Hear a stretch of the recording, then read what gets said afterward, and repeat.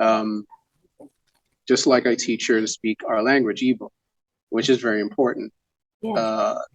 Igbo, you see, there has to be that personal desire and interest. For me, like I said, I've always been a curious fellow. Mm-hmm. And I, at the time when we returned to the continent in '93, and I would, whenever we would come to the village, like where I am right now, I would listen to my parents and others, guests as they spoke, the language, our Igbo tongue. And I'd listen intently. If I happened to be in close proximity, I'd even, look at their lips, Mm-hmm. Mm-hmm. and then I would pick up Igbo books. My paternal grandmother had, a few Igbo books in her library, and I would go through those. I would basically try to teach myself to read Igbo. Mm-hmm. So I'd Yeah. get familiar with the words, and in time I started practicing how to write in Igbo as well. So that self-learning thing, I applied it to getting more intimate with my mother tongue.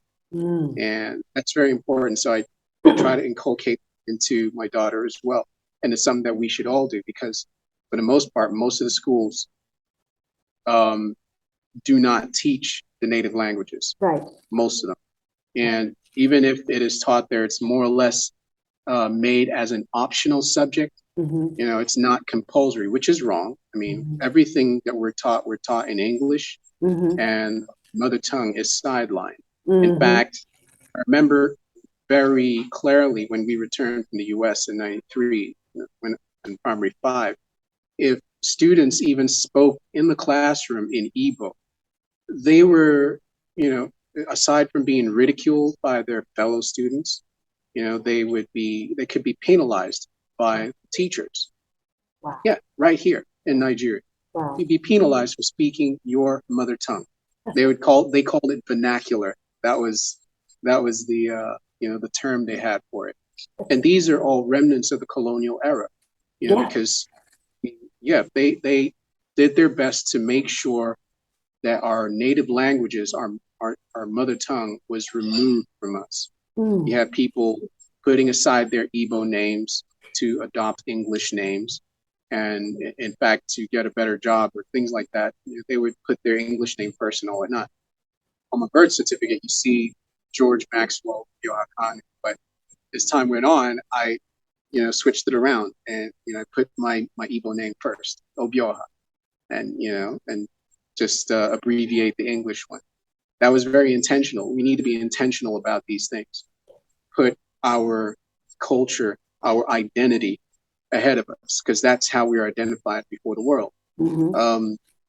The fact that you adopt a foreign language name contributes to the appropriation of your accomplishments, Mm-hmm. because 100 years from now, 1,000 years from now, let's say you happen to be someone who invented something very useful to humanity, and then they're like, okay, who invented this thing?